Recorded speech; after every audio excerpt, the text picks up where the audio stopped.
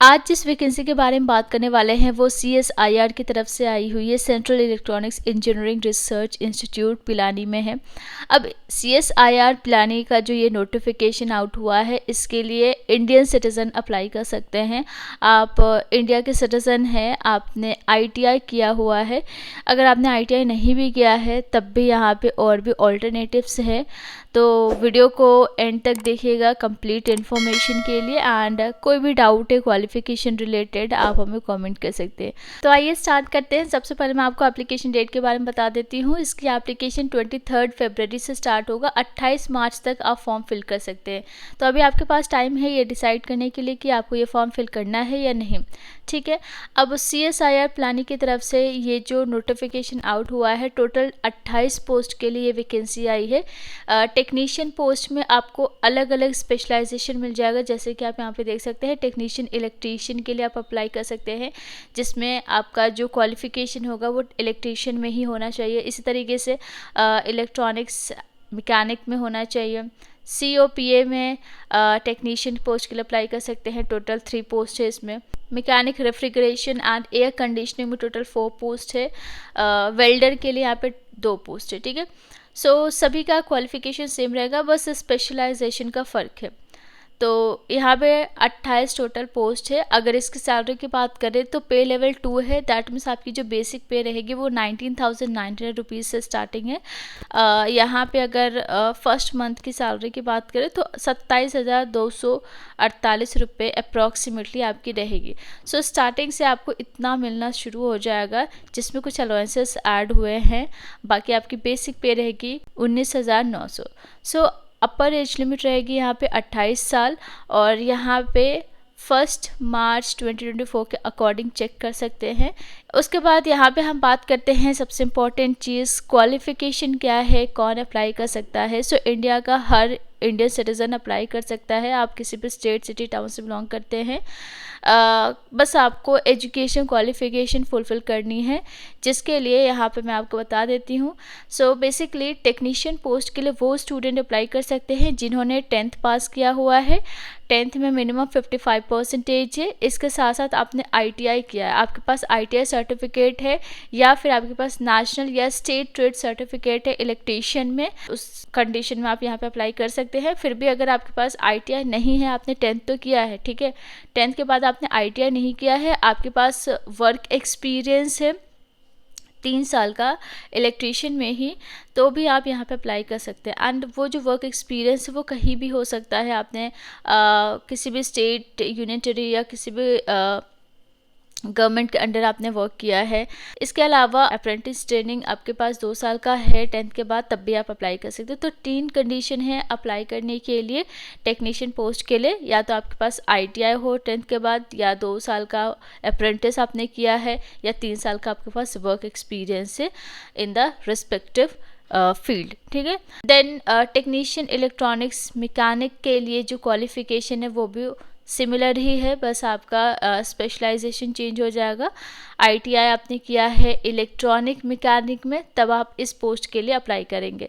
So I think qualification आपको समझ में आ गया है, बट स्टिल अगर कोई डाउट है तो भी आप हमें कमेंट कर सकते हैं। नेक्स्ट इसके सिलेक्शन प्रोसीजर के बारे में बात करते हैं। सो यहाँ पे जो सिलेक्शन होगा, सबसे पहले तो आपको एप्लीकेशन फॉर्म फिल करना है, जिसके लिए लास्ट डेट आपको मैंने बता दिया है 28 मार्च 2024 है। एंड सबसे पहले आपको ट्रेड टेस्ट के लिए इनवाइट किया जाता है। आप ट्रेड टेस्ट देते हो, उसको क्वालिफाई करते हो। क्वालिफाई करने के बाद आपको कॉम्पिटिटिव रिटन एग्जामिनेशन के लिए अपीयर होना होता है। सो ट्रेड टेस्ट पहले देना है, उसके बाद कॉम्पिटिटिव रिटन एग्जामिनेशन, ठीक है। जो फाइनल सिलेक्शन होगा वो, उसके लिए जो मेरिट लिस्ट बनेगी वो किस पे डिपेंड करेगा, तो फाइनल मेरिट लिस्ट आपके कॉम्पिटिटिव रिटन एग्जामिनेशन के बेसिस पे ही प्रिपेयर किया जाएगा। मोड ऑफ एग्जामिनेशन के बारे में बात करते हैं। For these post there will be 3 papers, ठीक है, 3 पेपर्स होंगे, पेपर 1, पेपर 2 एंड पेपर 3। अब तीनों ही पेपर के बारे में बात करते हैं। आपका जो एग्ज़ाम होगा वो OMR based, computer based objective type multiple choice examination होगा, ठीक है। देखो OMR बेस्ड भी हो सकता है या फिर CBT बेस्ड भी हो सकता है। इतना कंफर्म है कि आपके मल्टीपल चॉइस क्वेश्चंस पूछे जाएंगे रिटन एग्जामिनेशन में, लेकिन ये ऑफलाइन होगा या ऑनलाइन ये आपको बाद में पता चलेगा।